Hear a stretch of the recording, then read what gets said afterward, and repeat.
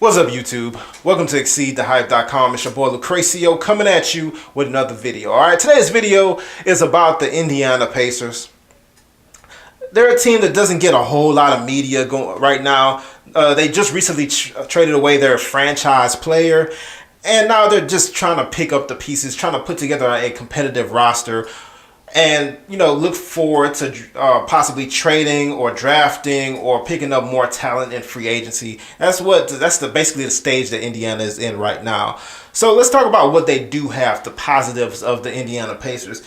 You got to start off, when you talk about positives of the Indiana Pacers, naturally you got to start off with Miles Turner. He's the most positive thing they have going on right now. So who is Miles Turner? Well, he's somebody who's like 6'11". He looks like he's 7 feet or whatever. He can get you rebounds. He can get you buckets around the rim. He has the post moves. He has the whole post package or whatever.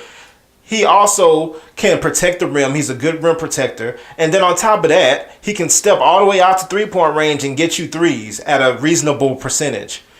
Miles Turner is the center of the future, so to speak. So when you got somebody like that, you have basically a huge cornerstone for your franchise. So you're still in pretty good shape, basically, when you got Miles Turner. You also have people like Thaddeus Young, who was one of the big free agent signings last offseason.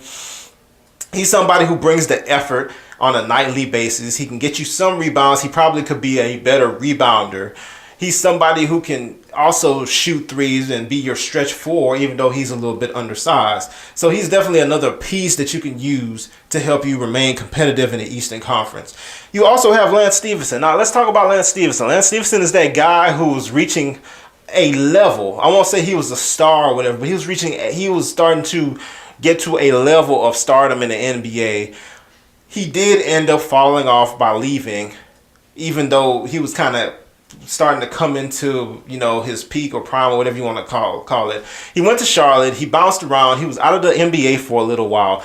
Then he ended up going back to the Pacers, where they treated him good. They signed him on a multi-year contract or whatever, and now he's back with Indiana. He played pretty good during the rest of the regular season games he had last year. Then he played in the playoffs, and that should tell you something. They went to him a lot in the playoffs. He was one of their main tools in the playoffs or whatever. He did get exploited badly by the Cavaliers. LeBron obviously saw the weakness, and they exploited it over and over and over again.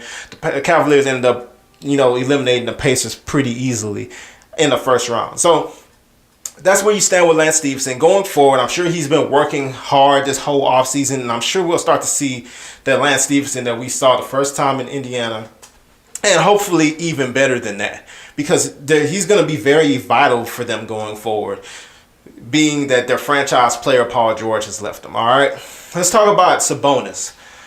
Sabonis is a player who's gotten a whole lot of hype. Mostly, a lot of it is because of his dad. I mean, let's just be honest.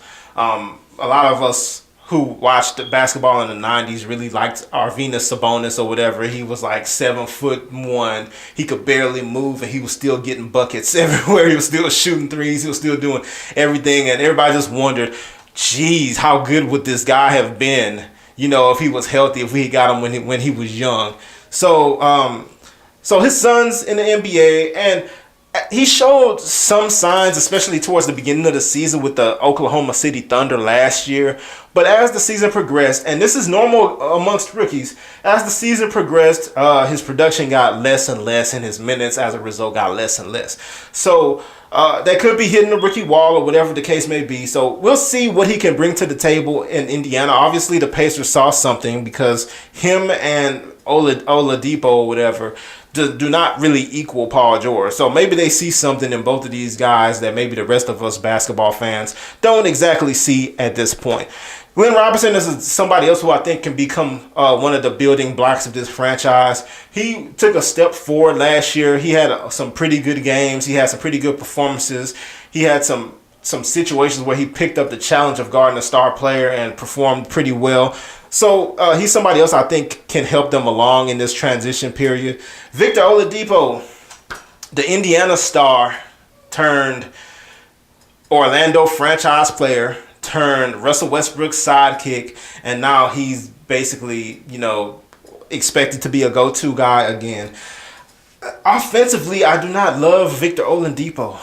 I don't know how much he can give you because he's not a consistent shooter. He's very athletic. He's quick. He can get to the basket or whatever. But I just didn't see enough with Oklahoma City last year for me to be comfortable handing my offense off to Victor Oladipo. I just didn't see enough from him last year. So we'll see if he can kind of change my opinion of him. But I do think it was a stretch to offer Victor Oladipo and Sabonis straight up for Paul George. I think that's a crazy trade. But hey, Indiana sees something that the rest of us probably don't. Corey Joseph, I do think he's a very good backup point guard. I don't know how he will fare as a starter, and from looking at the roster, it looks like that's exactly what they're going to need him. I'm assuming they think he can become like a poor man's George Hill. If that's the case, I do see some of that in Corey Joseph. He is also an ex-Spur or whatever. But we'll see how he'll fare as a starting point guard. I just don't really see it, but we'll see. Al Jefferson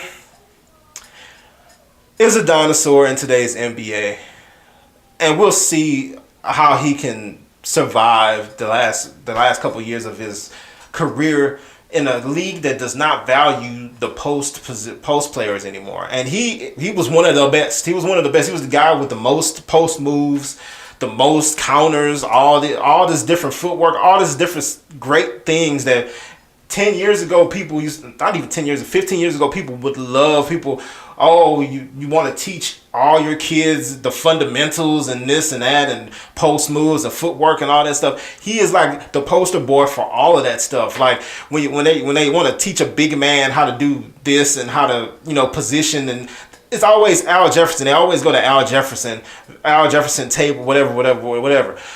But now his game is completely, in the prehistoric age. Nobody is willing to slow their offense down to take full advantage of a post player anymore. So I'm curious to see how the rest of Al Jefferson's career will be when you have a skill that is world class, but nobody wants to use it anymore.